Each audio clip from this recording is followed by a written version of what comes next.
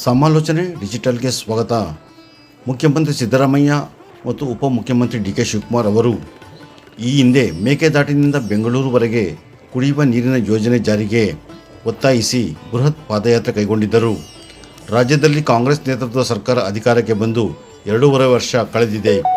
ಮೇಕೆದಾಟಿನ ಯೋಜನೆ ಬಗ್ಗೆ ಸ್ಟಾಲಿನ್ ಜೊತೆ ಮಾತುಕತೆ ಮಾಡದೆ ರಾಜಕೀಯವಾಗಿ ಅವರ ಜೊತೆ ಉತ್ತಮ ಸಂಬಂಧವಿಟ್ಟುಕೊಂಡು ರಾಜ್ಯದ ಜನತೆಗೆ ಮಾಡಿರುವ ದ್ರೋಹ ಎಂದು ಕರ್ನಾಟಕ ರಕ್ಷಣಾ ವೇದಿಕೆಯ ರಾಜ್ಯಾಧ್ಯಕ್ಷ ಪ್ರವೀಣ್ ಶೆಟ್ಟಿ ಅವರು ಆಕ್ರೋಶ ವ್ಯಕ್ತಪಡಿಸಿದ್ದಾರೆ.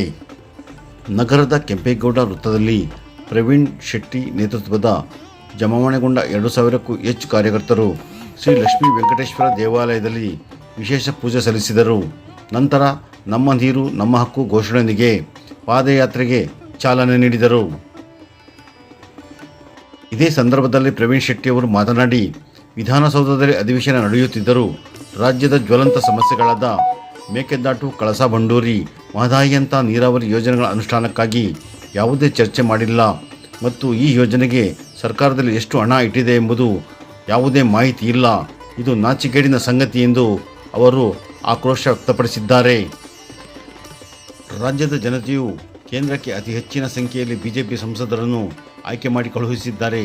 ಮಾಜಿ ಪ್ರಧಾನಿ ಎಚ್ ಡಿ ದೇವೇಗೌಡರು, ಕೇಂದ್ರ ಸಚಿವರಾದ ಎಚ್ ಡಿ ಕುಮಾರಸ್ವಾಮಿ ಅವರು ಪ್ರಧಾನಮಂತ್ರಿ ನರೇಂದ್ರ ಮೋದಿ ಅವರ ಜೊತೆ ಚರ್ಚೆ ಮಾಡಿ ಮೇಕೆದಾಟು, ಮಹದಾಯಿ ಮತ್ತು ಕಳಸಾ ಬಂಡೂರಿ ಸಮಸ್ಯೆಗಳಿಗೆ ಪರಿಹಾರವನ್ನು ಶೀಘ್ರವಾಗಿ ಕಂಡುಕೊಳ್ಳಬೇಕು.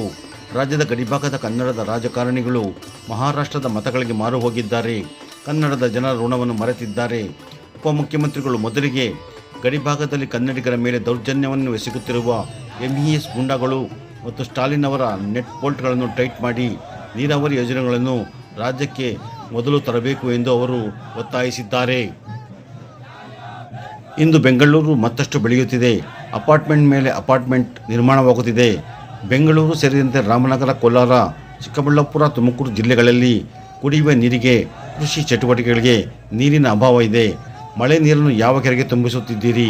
ಕೊಳಚೆ ನೀರನ್ನು ಶುದ್ಧೀಕರಿಸದೆ ಬೆಂಗಳೂರು ಜನರಿಗೆ ಕೊಡುತ್ತಿದ್ದಾರೆ ಎಂದು ಕಿಡಿಕಾರಿದರು.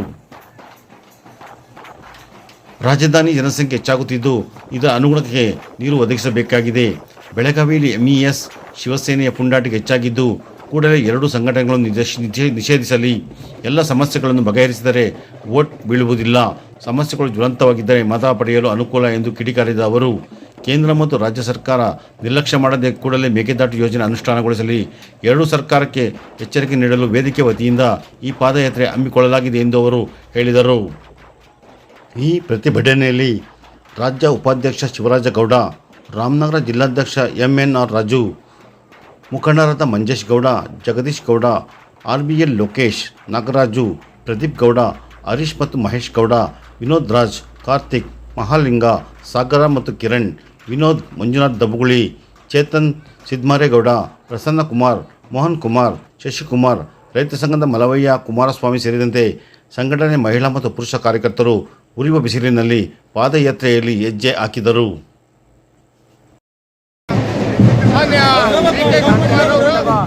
ಮತ್ತೆ ಸಿದ್ದರಾಮಯ್ಯನವರು ಮೇಕೆದಾಟು ಯೋಜನೆ ಹೇಳಿ ಪಾದಯಾತ್ರೆಯನ್ನು ಮಾಡಿ ಸರ್ಕಾರ ಬಂದು 2.5 ವರ್ಷ ಆದರೂ ಸಹ ಅವರ ಮಿತ್ರ ಪಕ್ಷವಾದಂಥ ಸ್ಟಾಲಿನ್ ಜೊತೆ ಮಾತಾಡ್ತೇನೆ. ಅವರ ಹತ್ರ ಉತ್ತಮ ಸಂಬಂಧವನ್ನು ಇಟ್ಕೊಂಡು ಇವತ್ತು ಮೇಕೆದಾಟು ಯೋಜನೆಯನ್ನು ಸಾಧಿಸುವಂಥ ಕೆಲಸ ಆಗ್ತಾ ಇದೆ. ಇವತ್ತು ಅಧಿವೇಶನ ನಡೀತಾ ಇದೆ. ಮೇಕೆದಾಟು ಬಗ್ಗೆ, ಕಳಸಾ ಬಂಡೂರಿ ಬಗ್ಗೆ, ಮಹದಾಯಿ ಬಗ್ಗೆ ಇವತ್ತು ವಿಧಾನಸೌಧದಲ್ಲಿ ಚರ್ಚೆ ಆಗಬೇಕಿತ್ತು. ಅಧಿವೇಶನದಲ್ಲಿ ಆ ಚರ್ಚೆ ಆಗ್ತಾ ಇಲ್ಲ. ಎಷ್ಟು ಹಣವನ್ನು ಇಟ್ಟಿದ್ದೀರಾ, ಯಾವಾಗ ನೀವು ಅಣೆಕಟ್ಟನ್ನ ಮುಗಿಸ್ತೀರಾ ಅನ್ನುವಂಥದ್ದು ಸ್ಪಷ್ಟವಾಗಿ ರಾಜ್ಯ ಸರ್ಕಾರ ನಿರ್ಧಾರವನ್ನ ತಗೋಬೇಕು.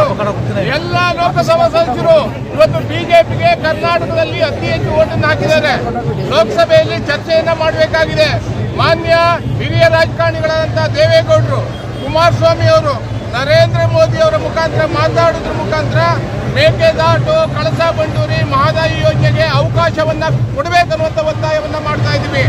ಏನ್ ಗಡಿ ಭಾಗದಲ್ಲಿ ಏನ್ ಅನೇಕ ರಾಜಕಾರಣಿಗಳಿದ್ದಾರೆ, ನಮ್ಮ ಕನ್ನಡದ ಹೆಸರಲ್ಲಿ, ಕರ್ನಾಟಕದ ಋಣದ ಹೆಸರಲ್ಲಿ ರಾಜಕೀಯವನ್ನ ಮಾಡಿ ಗೆದ್ದು ಪ್ರಮಾಣ ವಚನವನ್ನು ಸ್ವೀಕಾರ ಮಾಡ್ತಾರೆ. ಆದ್ರೆ ಮಹಾರಾಷ್ಟ್ರದ ಓಟ್ಗಳು ಬರ್ತಾನೆ ಈ ಋಣವನ್ನ ಬಿಟ್ಟು ಓಟಿನ ಋಣಕ್ಕೆ ಮಾರಿ ಹೋಗ್ತಾ ಇದ್ದಾರೆ. ಕನ್ನಡದ ಮಣ್ಣಿನ ಋಣ ಇಲ್ಲ, ಓಟಿನ ಋಣಕ್ಕಾಗಿ ಮಾರಿ ಹೋಗ್ತಾ ಇದ್ದಾರೆ. ಇದಕ್ಕೆ ಎಚ್ಚರಿಸ್ತಾ ಇದ್ದೀವಿ. ಈ ನೆಲದ ಬಗ್ಗೆ ಮಾನ್ಯ ಉಪಮುಖ್ಯಮಂತ್ರಿಗಳು ನೆಟ್ ಬೋರ್ಡ್ಗಳನ್ನ ಟೈಟ್ ಮಾಡ್ತೀನಿ ಅಂತ ಇದ್ದಾರೆ. ಟೈಟ್ ಮಾಡಬೇಕಾಗಿರೋದು ಗಡಿ ಭಾಗದಲ್ಲಿ MES ಗುಂಡಗಳ ನೆಟ್ ಬೋರ್ಡ್ ಅನ್ನ ಟೈಟ್ ಮಾಡಬೇಕಾಗಿದೆ. ಇಲ್ಲಿ ತಮಿಳುನಾಡಿನ DMK ಸ್ಟಾಲಿನ್ ಅವರ ನೆಟ್ ಬೋರ್ಡ್ ಅನ್ನ ಟೈಟ್ ಮಾಡೋದ್ರ ಮುಖಾಂತರ ಮೇಕೆದಾಟು ಯೋಜನೆಯನ್ನ ಜಾರಿಗೆ ತನ್ನಿ ಅನ್ನುವಂತ ಒತ್ತಾಯವನ್ನ ನಾವು ಮಾಡ್ತಾ ಇದ್ದೀವಿ. ನಾಳೆ ಸಂಜೆ ಒಳಗಡೆ ವಿಧಾನಸೌಧಕ್ಕೆ ಹಾಕುವಂತ ಕೆಲಸವನ್ನ ಮಾಡ್ತಾ ಇದ್ದೀವಿ. ನಮ್ಮ ಮನವಿಯನ್ನ ತಗೋಬೇಕನ್ನೋದು ಒತ್ತಾಯವನ್ನ ಮಾಡ್ತಾ ಇದ್ದೀವಿ. ಅದ್ರ ಬಗ್ಗೆ ಅಧಿವೇಶನದಲ್ಲಿ ಚರ್ಚೆಯನ್ನ ಮಾಡಬೇಕನ್ನೋದು ಒತ್ತಾಯವನ್ನ ಮಾಡ್ತಾ ಇದ್ದೀವಿ. ಈ ಕೂಡಲೇ ನೀರಿನ ದಾಹವನ್ನ ಮುಗಿಸ್ಬೇಕನ್ನೋದು ಒತ್ತಾಯವನ್ನ ಮಾಡ್ತಾ ಇದ್ದೀವಿ. ನಾವೆಲ್ಲ ಕನ್ನಡ ಹೋರಾಟಗಾರರು. ಇವರು ರಾಜಕೀಯಕ್ಕಾಗಿ ಮೇಕೆದಾಟು, ಕಳಸಾ ಬಂಡೂರಿ, ಮಹಾಜನ್ ವರದಿ ಈ ರೀತಿ ಅನೇಕ ಯೋಜನೆಗಳನ್ನ ರಾಜಕೀಯಕ್ಕಾಗಿ ಜೀವಂತವಾಗಿ ಇಟ್ಕೊಂಡಿದ್ದಾರೆ. ನಿಜವಾಗಲೂ ಕನ್ನಡಕ್ಕಾಗಿ ಅನೇಕ ಕನ್ನಡ ಪರ ಹೋರಾಟಗಾರರು, ರೈತ ಪರ ಹೋರಾಟಗಾರರು, ದಲಿತ ಪರ ಹೋರಾಟಗಾರರು, ಕನ್ನಡದ ಮನಸ್ಸುಗಳು ಇವತ್ತು ಕನ್ನಡವನ್ನು ಉಳಿಸ್ಕೋಬೇಕಾಗಿದೆ.